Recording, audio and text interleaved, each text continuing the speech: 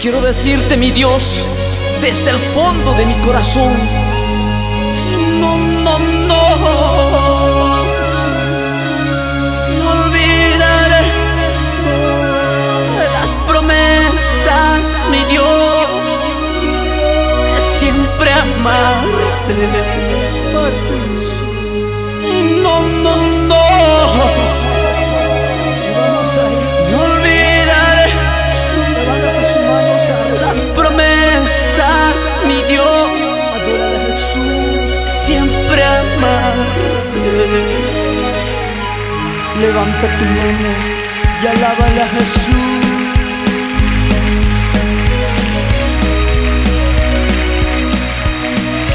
Jesús de Nazaret, eres bueno y maravilloso. Jamás me olvidaré de los favores que tú hiciste. Me salvaste y me sanaste. Gracias, Jesús. Oh, sí, Señor. Gracias, Padre.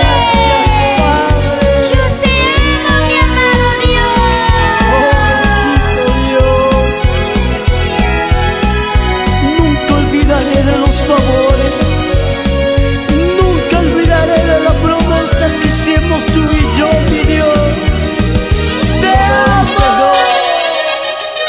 Adelante, Pastor Juan Fuerte Bautista y la Iglesia Nueva Jerusalén en Huancayo. Las palabras que me diste, las promesas que me hablabas, ¿cómo podré olvidarte? Nunca, Padre. Las palabras que me diste, las promesas que me hablabas, ¿y cómo podré olvidarte? No, no, no, me olvidaré de las promesas de siempre amarte. No, no, no, me olvidaré de las promesas de siempre amarte. Papito lindo, como la niña de tus ojos. Papito lindo, como la niña de tus ojos.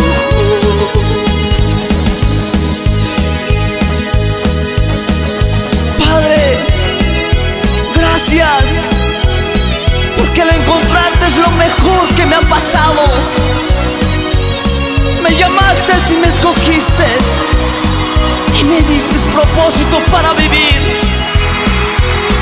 Apartarme de ti no quiero, mi Dios.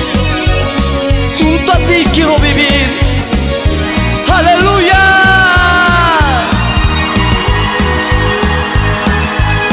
Las palabras que me diste, las promesas que me hablaba, ¿cómo podré olvidarte? Las palabras que me diste,